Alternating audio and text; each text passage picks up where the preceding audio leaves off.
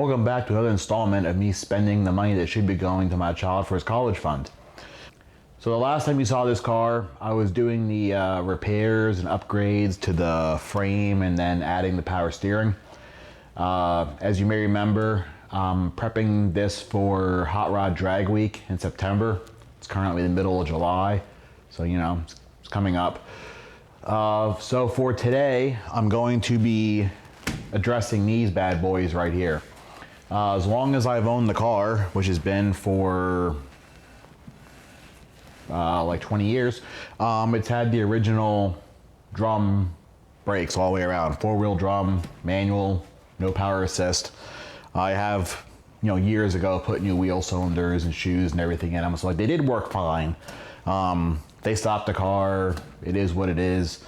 But I figured now was a good time as any to put disc brakes on it. Not so much because of the trying to stop from like drag strip speeds, but more just having to actually kind of like truck this thing around for some distance, maybe in rush hour traffic or whatever I might run into.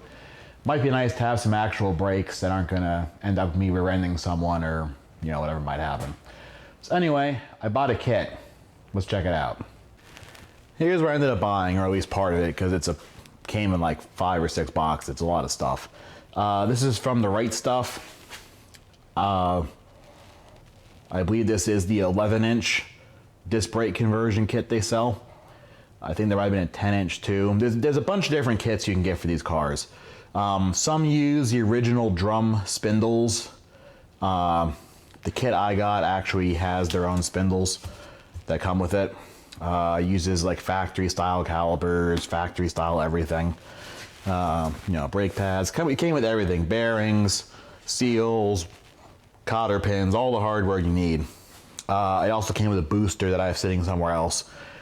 And I also bought their line kit because a lot of people were complaining in the reviews that the brake lines didn't fit that were on the car. I didn't really think it was that big of a deal to leave bad reviews because your factory brake lines don't fit when you're doing a brake conversion, but whatever, just to avoid some hassle, I figured I'll just buy the brake line kit they sell too. So I already installed the passenger side, so it makes it look like I have some idea what I'm doing here. So now I'm going to show you installing the driver's side, and it's really not too complicated. Okay, so obviously the point of all this is to remove the brakes and the spindle. So you can pretty much remove it all as one piece. I already disconnected the original brake line and hose.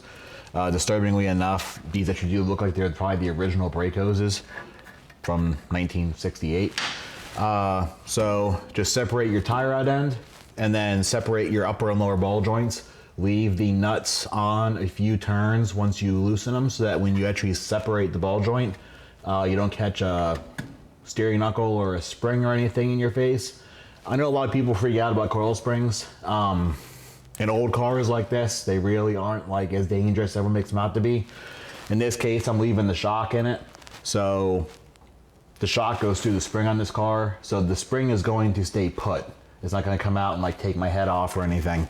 You just gotta make sure you don't pinch your hands basically. So if you leave the nut on a few turns when you separate it, it'll catch it, and then you can just, put the car down on a jack or a jack stand or whatever and take the tension off and do what you gotta do, all, mostly safely.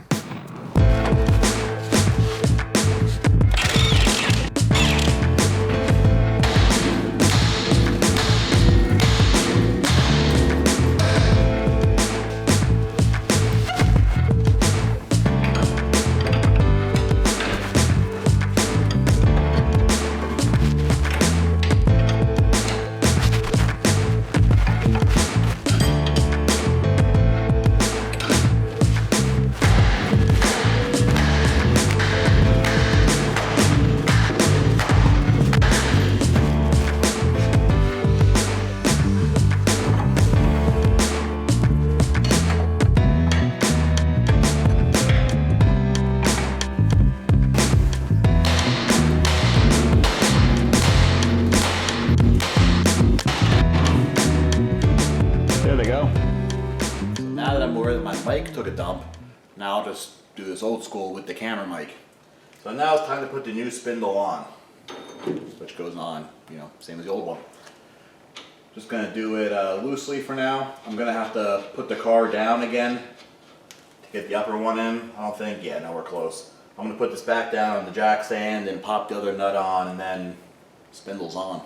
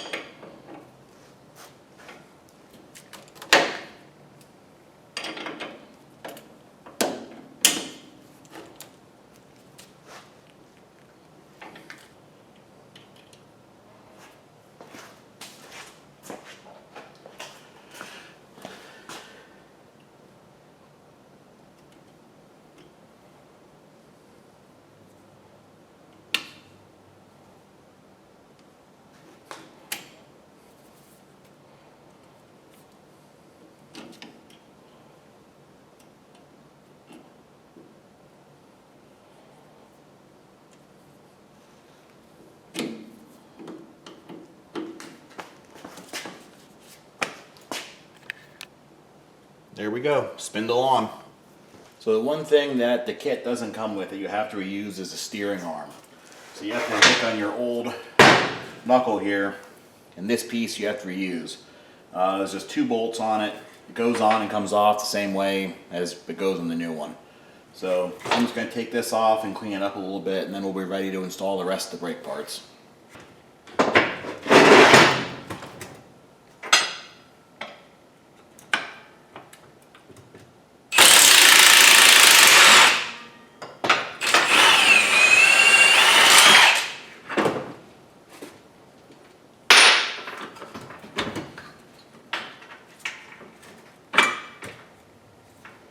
There it is.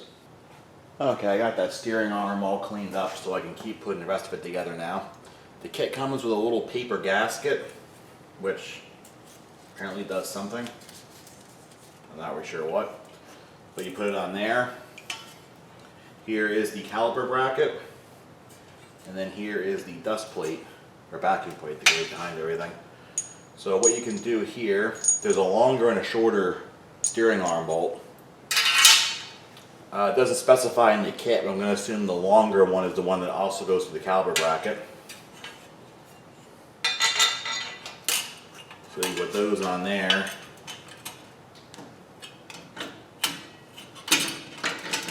And that will kind of hold things together for you. And there's the shorter one. And there's a real stubby bolt that goes up here through the backing plate and through the upper bolt in the caliper bracket.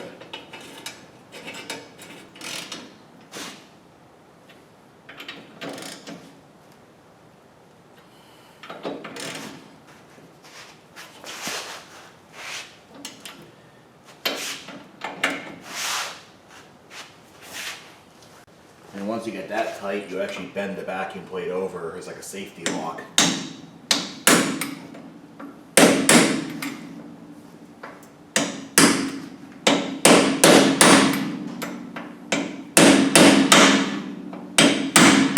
There we go.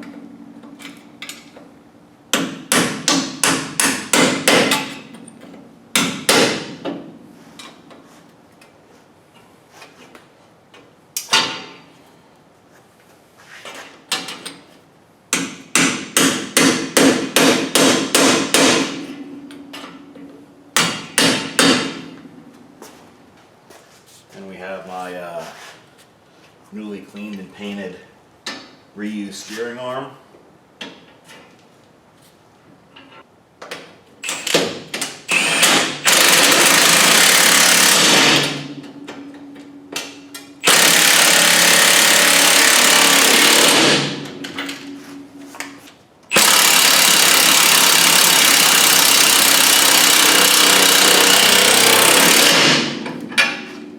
There we go, that's on.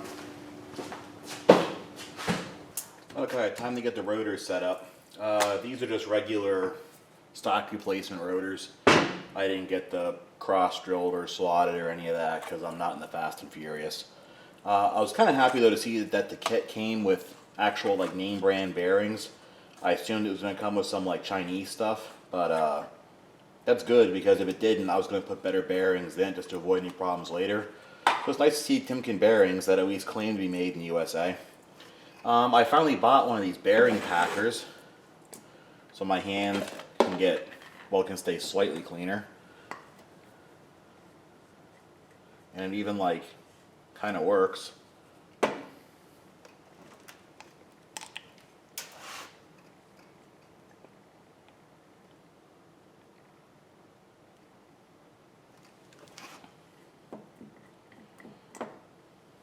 Oh yeah.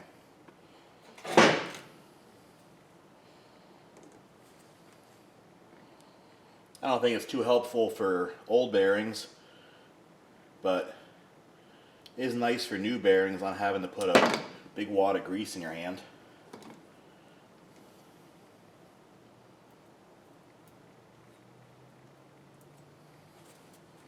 So there's the inner bearing.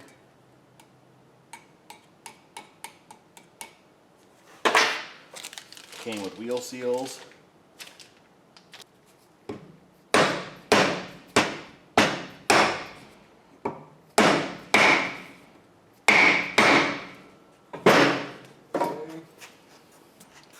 Now for the outer bearing.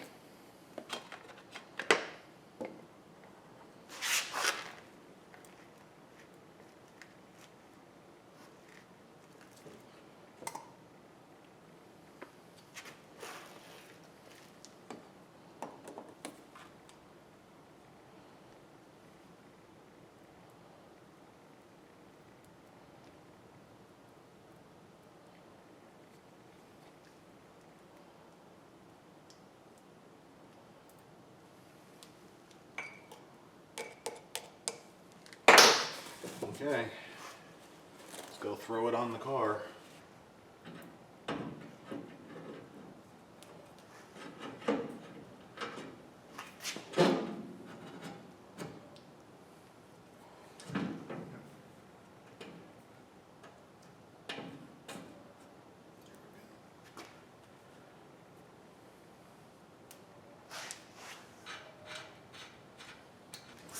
It's been a while since I've shown this, but I'll show you how to tighten wheel bearings on old cars like this with spindle mount bearings, like inner and outer. There's no torque on these, pretty much by feel. It's kind of hard to explain. So when you first put the rotor or drum on, you're going to want to really like crank down on it pretty good. Like don't break anything, but make sure you have everything smushed together. Then back it off a few turns so there's no drag. Then you're going to feel this as you're tightening it. And what you're feeling for is when you just start feeling like a drag, like you can feel that the bearings are getting tight, which is right about there. Then I will back it off to like a quarter turn or so, or to whenever you can get the cotter pin to line up. Make sure you can't wiggle it, which I can't. That's just a spindle spinning. And that's really all it is. You don't want these like really tight. So as long as you do that, you'll be good. Too loose, the rotor will wobble and eat the bearings. Too tight, you'll smoke the bearings because they'll overheat and you'll boil all the grease out of them. But do it like I just showed you and you'll be good to go.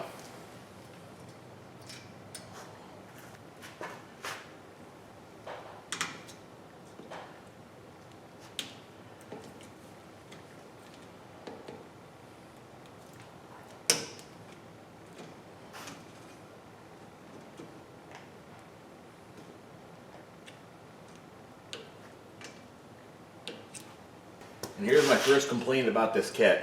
The included dust caps don't fit.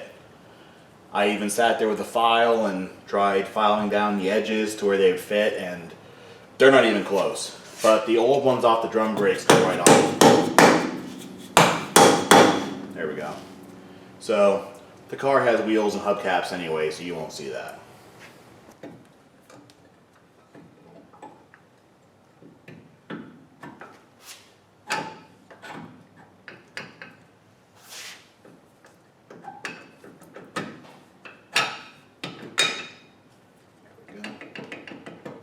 Caliper went on pretty good. The other side, I had to file the bracket. It was too tight. It was actually digging like metal slices out of the caliper when I was trying to put it on. But this one feels pretty good.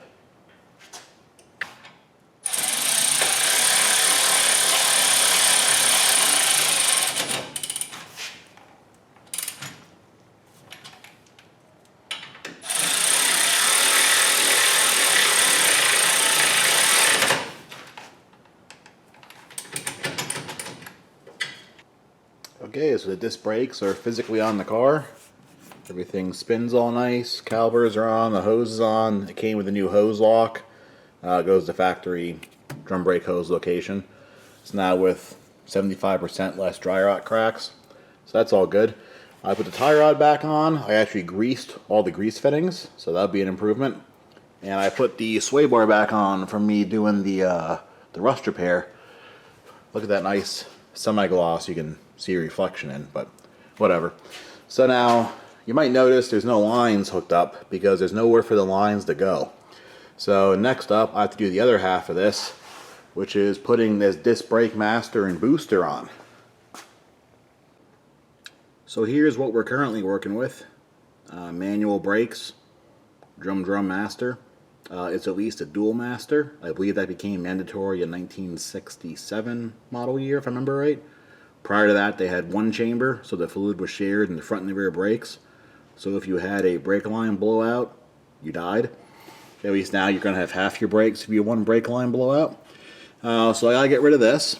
Fun thing is, I can kind of just tell by how this looks with the paint peeling there around it. I bet you that's going to be leaking on the back of it.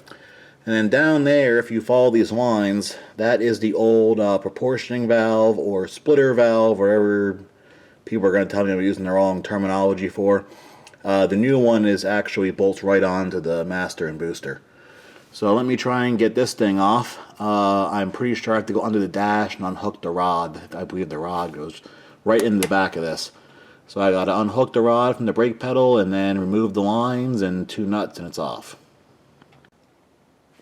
I got the manual master off and I painted up the rust on the firewall there.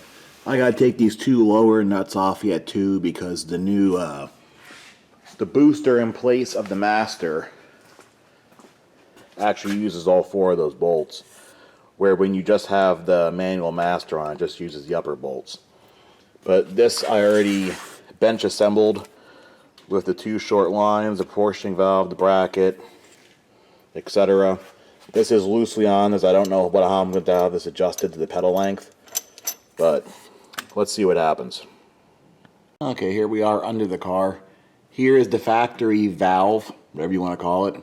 Portioning valve, splitter valve, diverter valve, whatever terminology you want to use. So like I said, this gets relocated up onto the master. And actually, you can see the new one's already there. So I am going to now delete this one and cut all the lines off while I'm at it, because I have all new ones. Time to run the brake lines. These are the brake lines that came in the kit. Guess that's the passenger front. There's the rear one. They gave me a new brake hose for the back, and then those are the axle crossovers. They gave me these ones again, even though it already came with the master cylinder, or the booster rather. A bag of various things. So I'm going to try and install these now. Also, fun fact, just for easier access, because I wanted to check it anyway, pulled the drums off and the tires off. Everything looks good here. Come over to this side and there's some developments. very rusty for some reason. It's odd. The brake shoes have chips missing out of them, but nothing really terrible. Still some brake shoe there. I'll just knock the pieces off. Oddly enough, the mystery is the pad spreader bar is gone. And I don't really understand that at all. I don't know if it got somehow like chewed up and these are the bits of it around here. I mean, it was definitely in there, so I don't know, it's just a little bit odd. Guess it's a mystery that'll probably never be solved. But I'm gonna have to find one of those, because apparently I have to have the e-brakes working for drag week, and you know, there might be some issues with that. So I'm gonna need a bar and some e-brake cables, but that'll be another day's problem. For now, I'm just gonna try and run some brake lines. So here I am installing all the new lines. Here's the new hose in the back, and then reusing the factory T right there. It screws into it that goes out to the across the axle lines. But I'm noticing a slight issue with this brake line kit so far. Here's the over the axle pieces, or across the axle. See, they fit pretty good. It'll go into the thing there. But you might notice an issue here. Right here is where the block should go. There's one fitting. There's the other fitting. So maybe, yeah, lines are a little bit long. It's not just that one.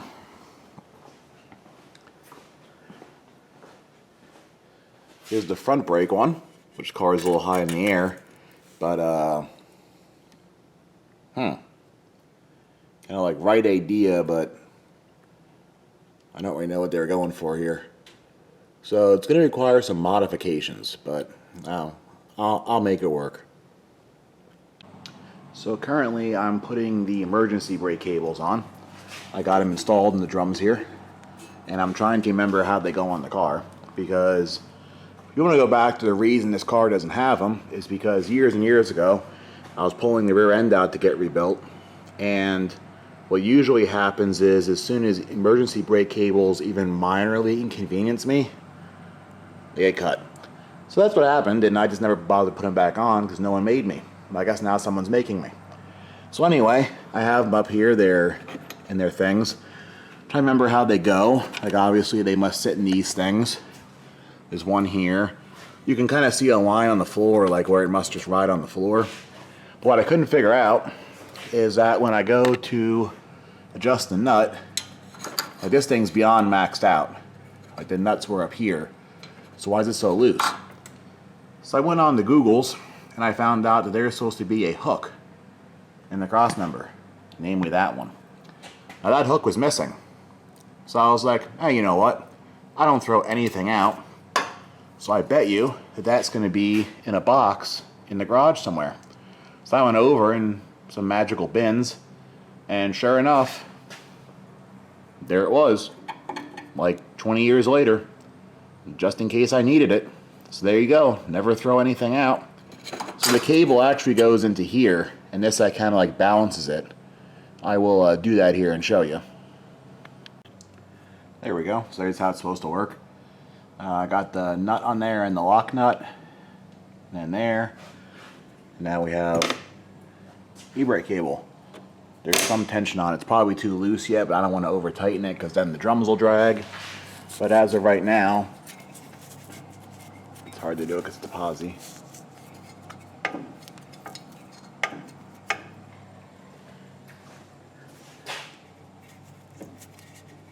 There you go. The drums are still free. So that should work. Oh, and I didn't show it, but I put that spreader bar in there. So the brake is now A-OK. And now on to the fun stuff. Okay, so I got all the brake lines run. Every one of them was probably, I'd say 3 inches too long. So I guess these brake lines were made by someone on a Friday. But whatever, I made them work. There they are. The only one I absolutely had to shorten was this one that I showed you earlier, because it was like up here, right in the control arm. So I had to cut as much as I could off of this. And then I also had to put a little bit of a bend in it there. Being it's stainless line, it's actually pretty hard to flare and hard to bend. So I was trying to avoid that, but it is what it is. But they're all on, as I said. This side fit pretty good. It just had way too much, like in the middle where it goes under the engine. I think it was like hanging a foot down under the cross member when I put it up in the air. So it was like down here when I had both ends bolted on. Like I said, it's all good. Now I'm going to try and bleed it. And I'm going to go back to my handy dandy Phoenix bleeder tool, give it a shot here. So I did not bench bleed the master because I assembled this like weeks ago. And I wanted to assemble, the proportioning valve and everything on it. So that mass cylinder is dry. So I'm going to see if this thing will actually, hopefully, bleed the brakes and do the equivalent of bench bleeding the master all at once. So we'll see how this goes. Okay, here we go. Let's see what happens.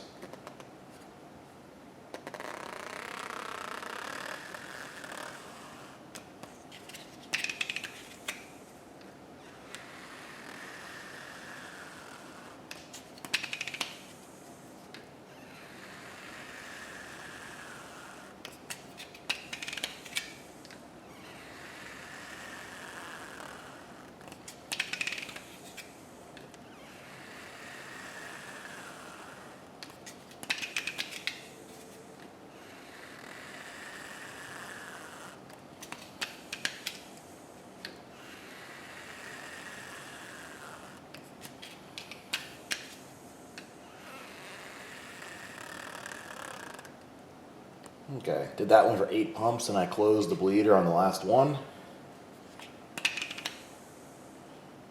Let's go on to the other wheels. Now here's the other rear wheel.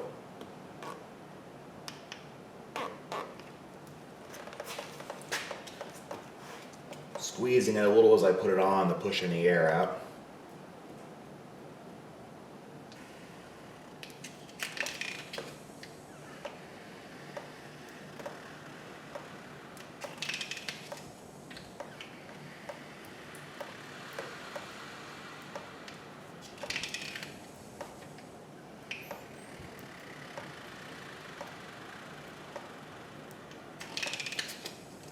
You can actually hear air coming out of the master.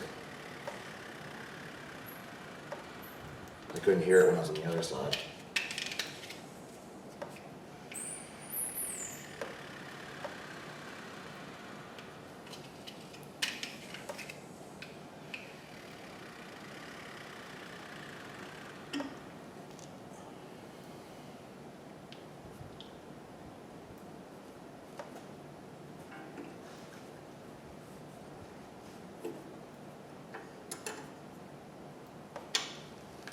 Okay.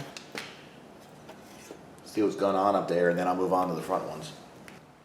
So it turns out the noise I thought was air coming out was actually just the fluid bouncing off the hood. So it's now all over here, So, I'm sure there was air involved, but there's also fluid everywhere now. So I guess I should be doing that with the lid on it. There we go. Okay, let's try our front one now and see how much fluid actually makes up into the master and not onto the paint under hood and my floor.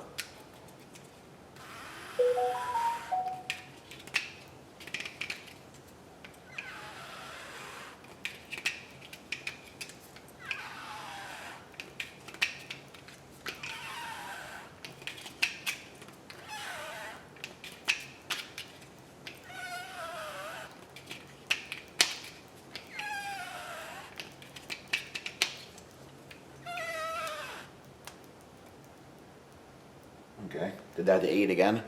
One wheel left.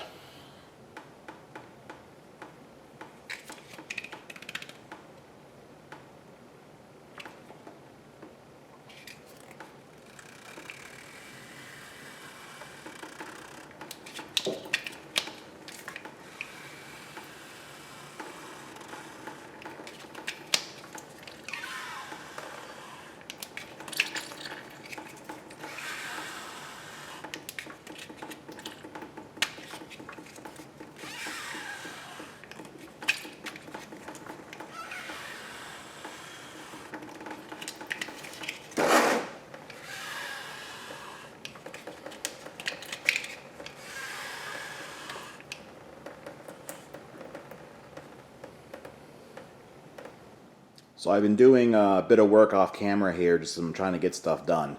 But currently I am completely like rewiring the entire front of the car because it's a good idea to do this. So here's what we're doing. I moved the MSD box up there because where it was mounted, the brake master now hit because it's moved forward. And then I had a regular canister coil on it, which was kind of big, so I decided while I was at it, I'll get the MSD Blaster 2 coil.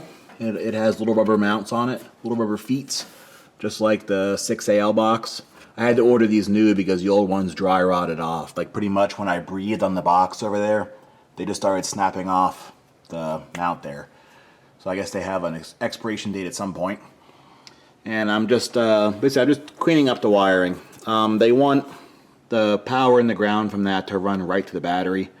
I know whenever something specifically requests that, there's a reason for it. I'm sure there's some kind of RFI or noise issue or something like that, so I'll just do that. So over here, behind where the battery goes, I have a pair of 150 amp bus fuses, and then there is a 30 amp circuit breaker that feeds the MSD box. And then I had these 8 gauge wires running around here.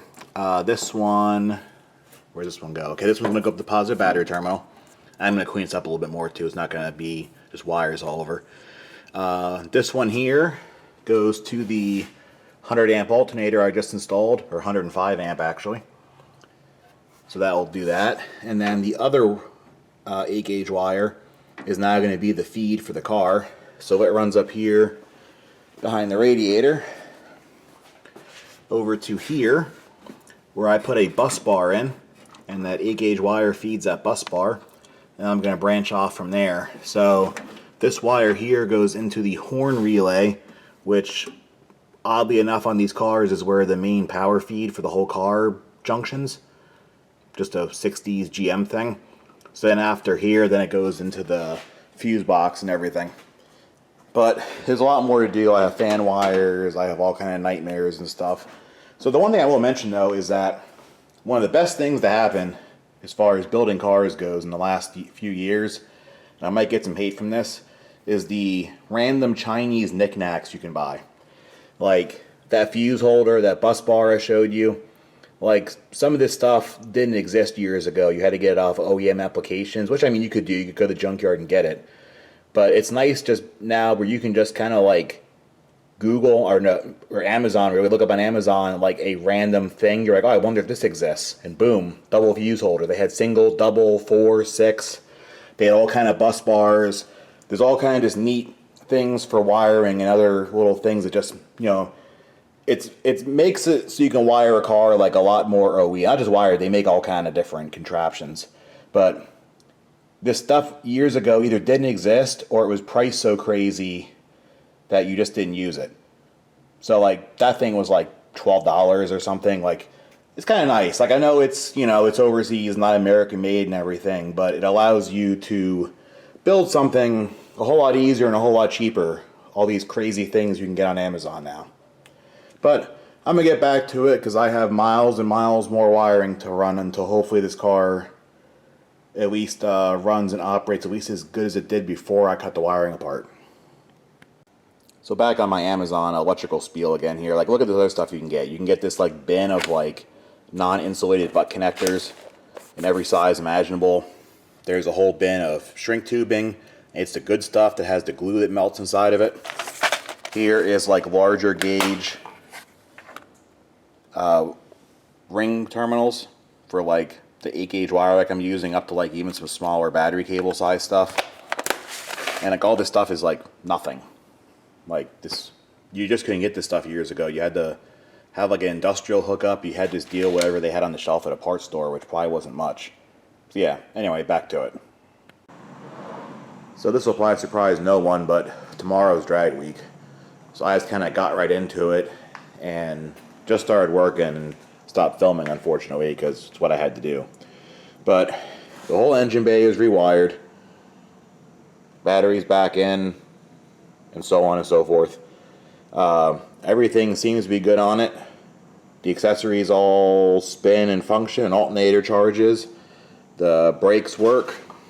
I didn't really have much in the way of power brakes, so I put in one of these reservoirs, and that didn't help. So, just is how it is, I guess. Yeah, everything under here functions. I already test drove it. Wheels are back on. I actually drove it to work 3 days, and everything was good. There's new rear tires. These are some Nitto 555R drag radials. 275, 60, 15, the same size that were on it before. Currently, I'm doing some last-minute interior wiring. I moved the tachometer down there. It was actually originally down there when I got the car, and then when I put the new tack in it, it was also down there. For some reason, years ago, I moved it back up here, but that is kind of sucky, so I moved it back down there again. So now I can actually like read the gauges, my hand doesn't hit it. And then for now, I just took the radio out because the wiring was crappy and you can't hear it anyway when you drive. So yeah, so there's that. Oh, don't know if I mentioned it, but I was worried about the neutral safety switch and the horn, and both somehow actually work. I have no idea how that happened. Like, I was pretty thoroughly convinced in my head that there was no guts behind this, and I really didn't think that was wired up.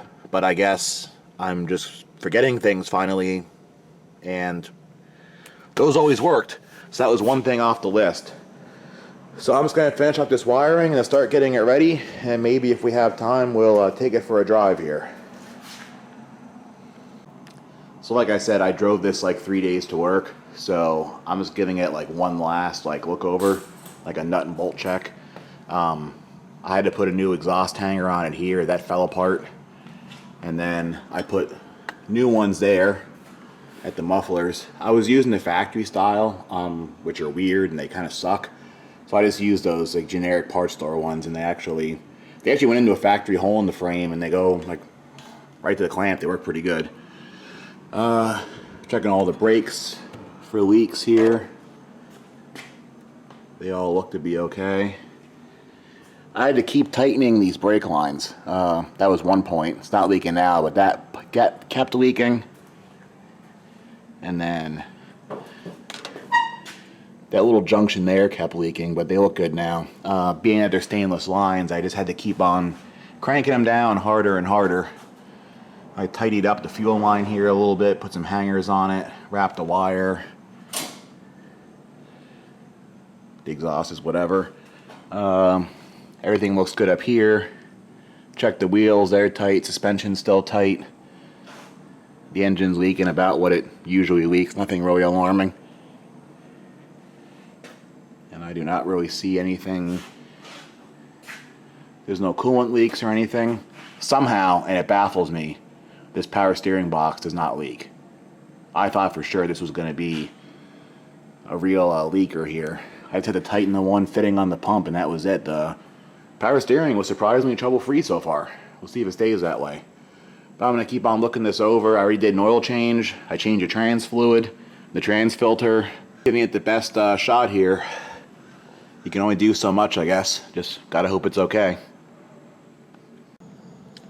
I got everything pretty much dialed in here, I think. Everything is wired. Shift lights back in.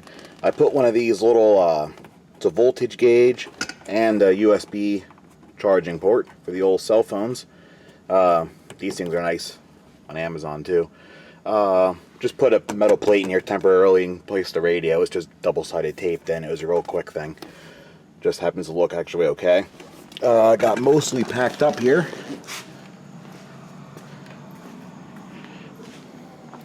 Need some rearranging, but got quite a bit of stuff in there. There was some tire contact because it's sitting much lower now, so I had to run the jack handle in there a little bit. We might do it more tomorrow and before we go, make some more room, but I think the car is pretty much ready to go. So that's probably going to be about it for this video.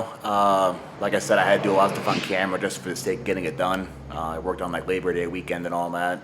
And I think it's less than 12 hours until I have to be in Maryland tomorrow to start Drag Week. So the next video you'll see is hopefully this thing in Maryland, hopefully still running by the end of the week.